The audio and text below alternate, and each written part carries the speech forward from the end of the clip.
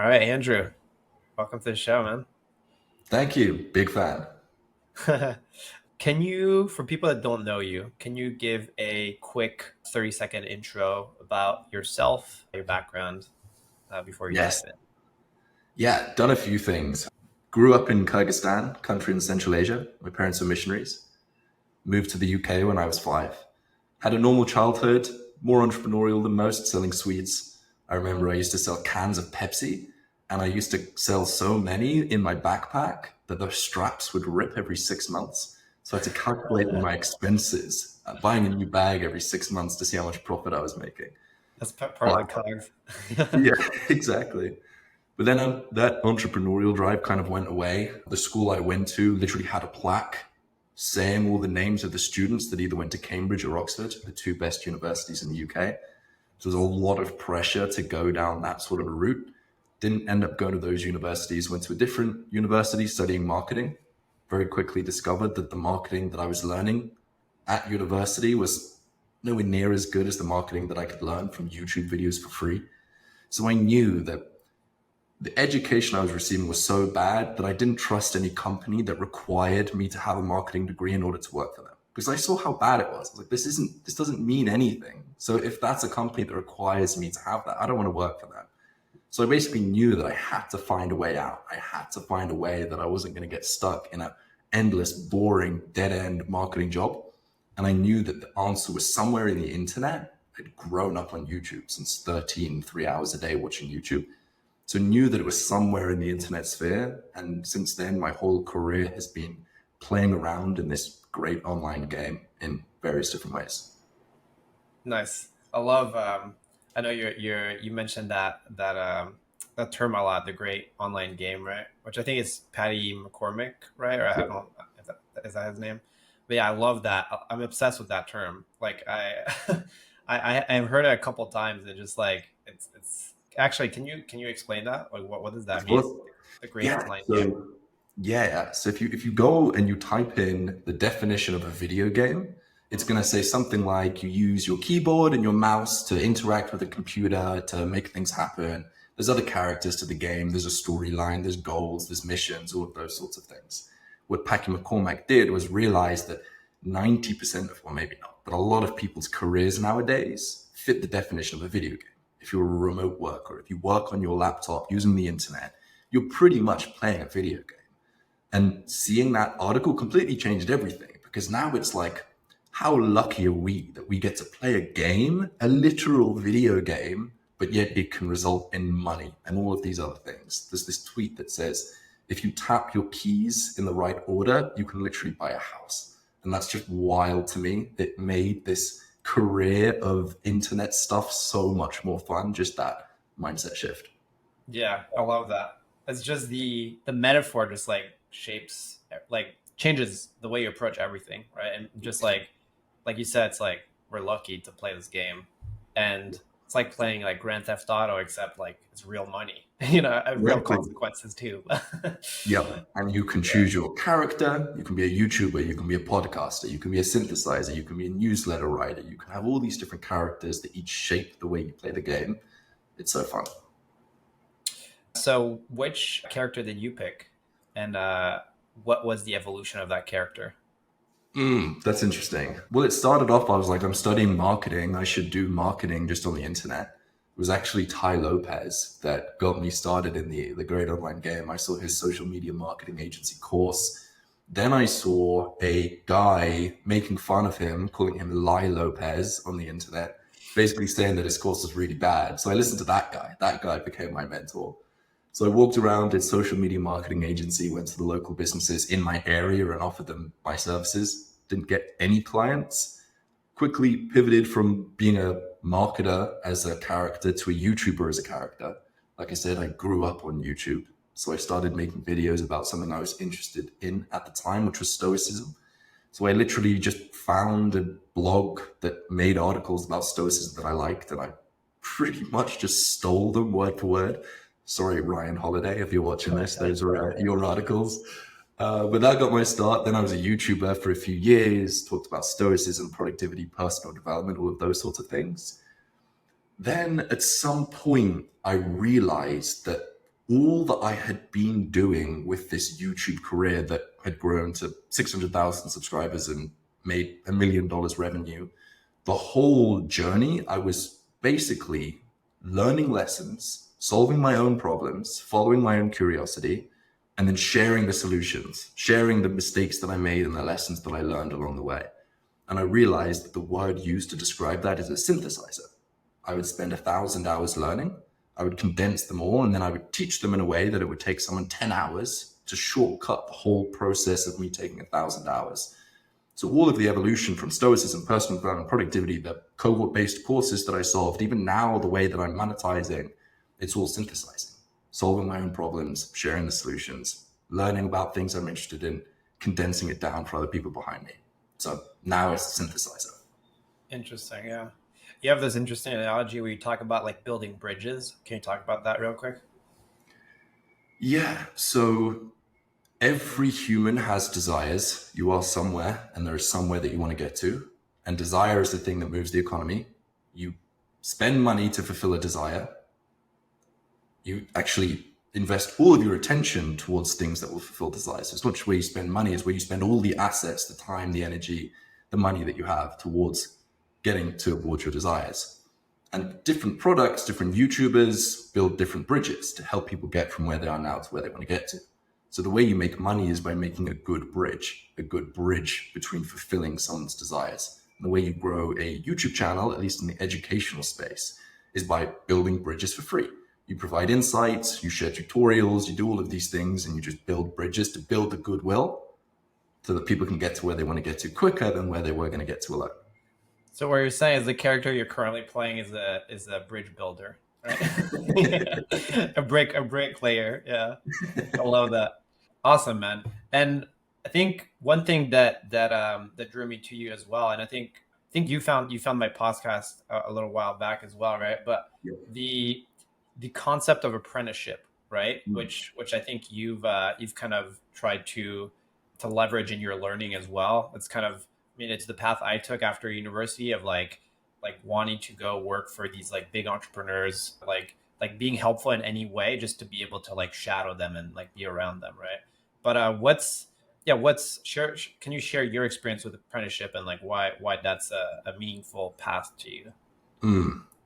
Yeah, so it's meaningful because the bridge is actually a lot shorter than most people realize towards reaching their goals, whatever it is, financial freedom, making a career online, writing a great book, best-selling book, whatever your goal is. The path to getting there is actually 100 times shorter than you realize if you're able to take the right steps to get there. Like if I could go back and I were to look at my YouTube channel, 80% of the growth came from 20% of the videos, which means that if I had wisdom, I would have been able to just make those 20% of videos and I would have had the exact same amount of growth. So whatever your goal is, the vast majority of the time that you spend trying to reach your goal is you just flapping around, wasting time, doing things that you think are the direct path, but it's actually not. So what that means is that if you're in the process of achieving something, wisdom is the most important asset that you can have because it can speed up the process that it takes between where you are and where you want to get to tremendously. And what that means is that the best way to acquire wisdom is to find someone that has the wisdom that you want and apprentice under them. The problem is this wisdom is so intangible, it almost needs to be developed into a gut instinct. And you can't develop that gut instinct through reading a book or watching a YouTube video. You have to see it in operation. You have to see someone use their wisdom in order for you to really gain the wisdom from them. Best way to do that, like you said, is to apprentice under them. So since the beginning of my journey, I've put learning from people that are ahead of me as the number one thing. If you saw some of the extents that I have gone to in order to acquire wisdom from people that I know that have the wisdom that I want, it is wild. Thousands of hours scraping people's tweets, transcribing all news articles. Like, it's wild because wisdom is the biggest shortcut that there is. And like you said, the best way to get that is to apprentice underneath someone. So that guy I talked about, his name was Sunny T, the guy that got me started. I apprenticed under him. I paid him. I joined his paid community. I learned from him as much as I possibly could. He was he was a YouTuber, right? Yeah, Kind of like tiny. the Lai Lopez guy. Yeah. Yeah, like 1,000 subscribers, tiny Oh, interesting. YouTuber. Yeah, he was first. Then there was people like Miles Beckler, who creates free content online about online business building. Then there was a guy called Sam Ovens, who I apprenticed under, consumed probably 2,000 hours of his content, just trying to instill it deep within me. Then there's been people like Alex Hormozi, Naval Ravikant, MrBeast, everyone just hungry for wisdom because it can save you so much time. Yeah, absolutely. There's two levels of apprenticing, right? There's the virtual apprenticeship kind of where it's like you said, you're like delving through people's tweets and like everything, basically everything that's available Mm-hmm. from them online, right? What experiences have you had with the working with someone or shadowing someone in some fashion as far as apprenticeship? I don't know how close you are with Sam, but it seems like you guys have, I'd say at this point, like it seems like a friendship of some extent, right? I noticed like in Sam's school group, right, which is his core, like his business, his community business. He has like an education component of that where he's like teaching like how to use the school platform. You have a module in there, right? Mm. How how do you get to there? How do you get to building that friendship with Sam? Oh, that's such an interesting question. I feel like I mean, the obvious one is like you add value in ways you can add value to them, you help them out wherever you can help them out. But I feel like there's also an element of like humbleness that needs to come where you're elevating their status. Like these people can't benefit anything from you. Like you may be able to help them, you can do some permissionless apprentice stuff, you can whatever, do some random stuff, but the thing that I've found allows you to apprentice under people is if you can make it fun for them to teach you, if you can be a great student, then it's easier to become an apprentice. So they tell you to do something, you do it, and you come back and say, I've done it, what next? And if you Yeah. can make it fun for them to teach you, then you can become an apprentice. In a way, you're giving them leverage, right? Because like basically you're a set of like you're a brain and a set of hands, right? Playing the online game, and and if they realize that by them just like sending them and sending you like responding to one of your emails or Mhm. hopping in a quick like 10-minute like Zoom call just to like answer some of your questions, if they notice that that investment of time and energy like basically results in this person just like having like these real life successes in the online game, then Mhm. that's very satisfying probably for them in some respects, right? Is that kind of what you're trying to describe? 100%. Yeah, you explained Yeah. that very well. Nice. Let's backtrack just a little bit. So you grow a YouTube channel, grow it to like 600,000 subscribers. I want to, I guess I want to zoom back to when you're in college, right? You didn't graduate, right? No. So what was the inflection point where you were able to drop out and like, yeah, what was that inflection point like, or like what led to that? Was it YouTube? Yes, it was figuring out how to monetize my YouTube channel. And I dropped out the minute that I was earning more from my YouTube channel than I was going to be earning from the job that I was going to be getting. Because that way, my parents couldn't say anything to me. I've got Hmm. proof. Look, there's Yeah. proof I can do this. This isn't a risk. That was the How point. old were you? I was second year of university in the UK, probably 19, Okay. Because you're 22 right now, right? 23. 23. Okay. You're 19. Okay. And you probably were, so you probably were making like 60,000 a year type thing with the YouTube channel. Was that accurate?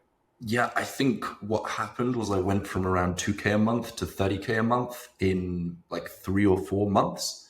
And then at that Okay. point, I was like, if we just extrapolate this, then I'm fine. Got it. So you were making, yeah, you were making more in 2 3 months than you would have made in a year, like Yeah. graduating, pretty Yeah. much. Okay. And what happened after, like when you dropped out? What was your goal to just like keep doing YouTube? And I know you kind of had like a mini like retirement. Can you talk about that? And yeah, what the kind of the year or two following you dropping out of university?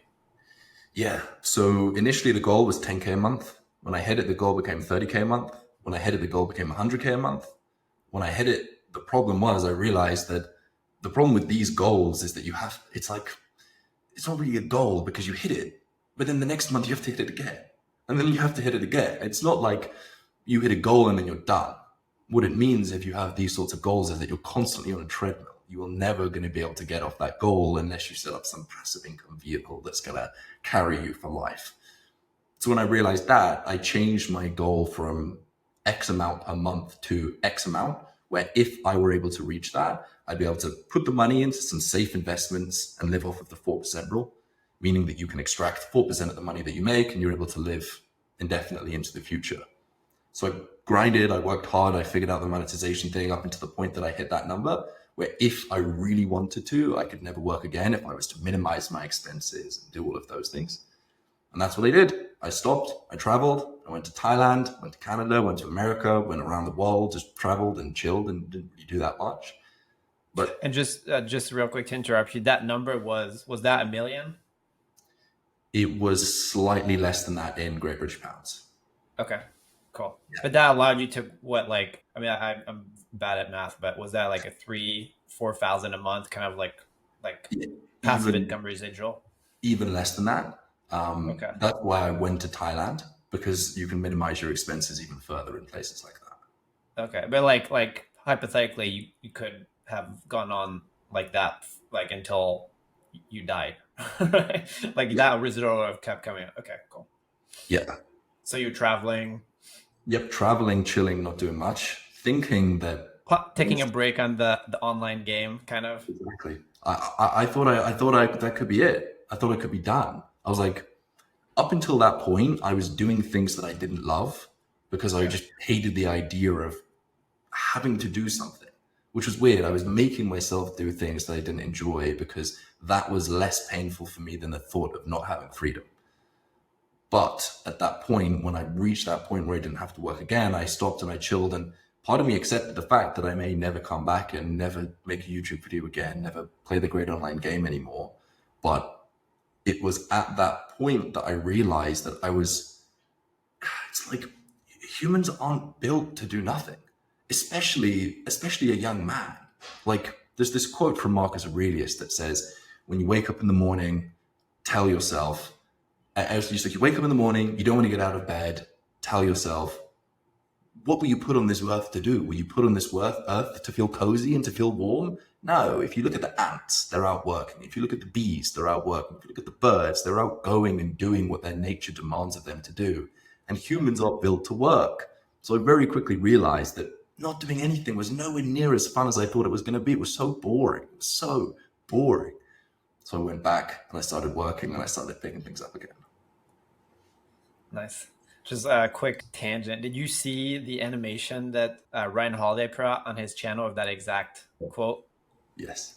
Yeah, it was Oh. great. My buddy manages their YouTube channel and was like behind that, and it blew up. It blew up compared to his like other content. It was like the first animation clip they put out. Yeah, was it made with AI? No, this guy Zeno, this animator Zeno that does. He actually did some animations for Alex Hormozi, and yeah, I'll send you a link if you're interested in connecting with him after. But yeah, no, it was. Is this? That's an animator.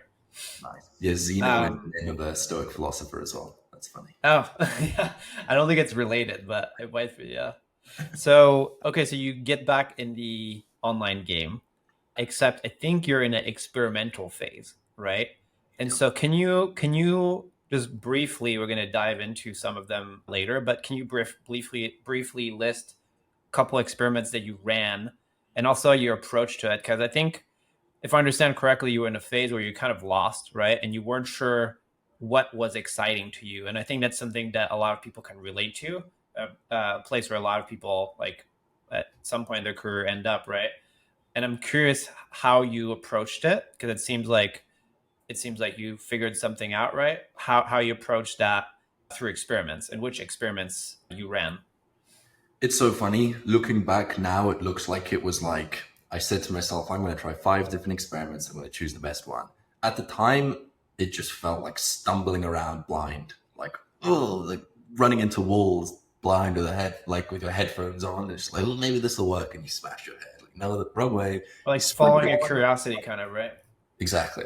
Exactly. Yeah. There's I actually saw this really interesting blog where if you have a maze and you have an algorithm that's trying to solve this maze, if you use the algorithm of trying to get as close as possible to the end destination, just directly there, what's going to happen is it's going to go up, it's going to go this way, it's going to go this way, and it's going to get to a dead end. But because this is the goal and it's trying to get as close as possible to that, it just gets stuck. Whereas if you have an algorithm that is designed to follow its curiosity, that is how you actually have an algorithm that solves the maze, because it goes and explores, nope, dead end. Okay, well, let's explore a new area. Nope, dead end, and it keeps exploring until eventually it gets to where it wants to get to. So curiosity is a really good algorithm.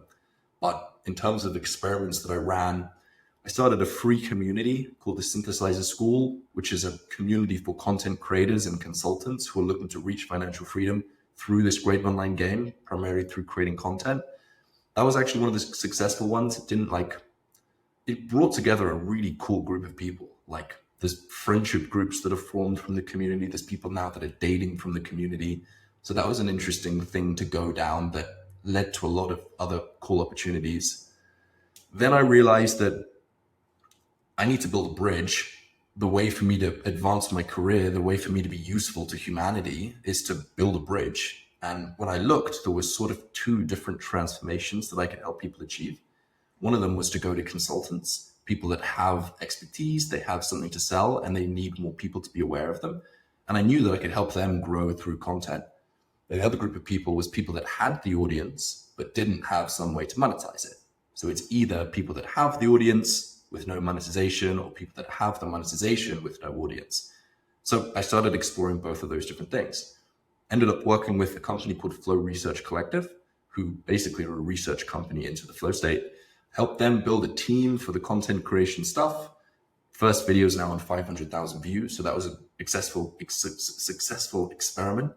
Oh man. But then whilst I was doing that, one of my friends, Hamza, who's a personal development YouTuber, we started speaking together, and I sent him a Loom video, gave him a few pieces of advice, and he went from $20,000 a month to $200,000 a month in like 60 days, which is when I realized, that's a superior bridge. That's a bridge that I can construct pretty quickly, that adds a ton of value to people.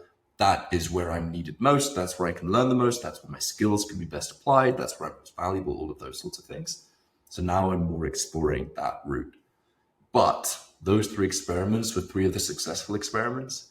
All of the other experiments that went into it were like creating a load of short form content. Didn't really work very well. What was your goal with that? Okay, I remember. So another bridge that I thought that I could help people solve was that these beginner content creators, the people inside of the Synthesizer School, it's really difficult for a beginner who doesn't really have much to say. They're young, they don't really have much experience. It's really difficult for them to grow an audience, but that's what all of them wanted to do. They all loved creating content. So I thought that what I could do was train them how to become what I called content specialists, where then they could go into consulting businesses and help them grow using content. So basically, instead of growing your own audience, you find someone that has the expertise and you help them build their audience, was the plan then. And I was using short form content. Well, the plan was to use that to try and get the attention of people who wanted to become content specialists. Interesting. Cool. I think, I don't, correct me if I'm wrong, but it seems like one more thing you did is by exploring these curiosities, right? Is trying to add value to potential mentors or people you might have wanted to apprentice with or just get some knowledge from. And one of those people was Alex Hormozi, and I'd love to hear more about how you reached out to him, why you reached out to him, a little backstory there, and we're gonna get into the Hamza stuff real quick because I think that's gonna be the title of this episode. So don't want people to drop off here. I want to do. Don't worry, I'm gonna do a deep dive on that. But for now, Alex, how you reach out? You probably just increased the retention of this video by adding an open loop, and now they have to watch because they don't know when we'll talk about it later. That's how you do an open loop in an interview. Yeah, that's how it's done. Nice. Yep. Alex. So reached out to him when he had like 1,000, 2,000 subscribers. The reason being because I thought I could learn a lot from this guy. He has something that I want to achieve at some point, and that comes with knowledge.